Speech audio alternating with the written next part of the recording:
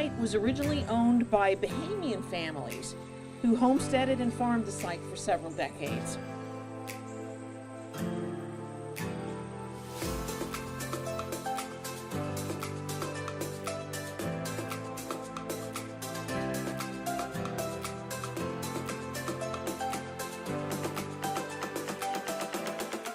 I've seen bald eagles fly over here.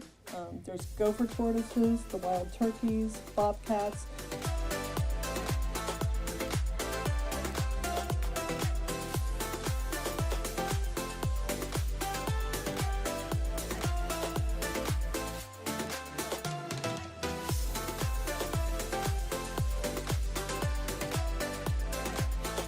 We have further plans to install educational signage that will honor and celebrate the history of the Bahamian settlers.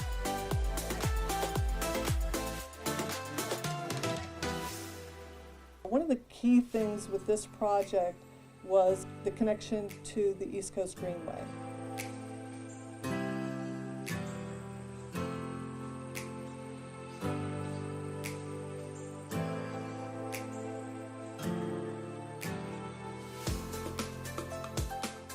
And we've received so much great feedback from people who have been enjoying this site.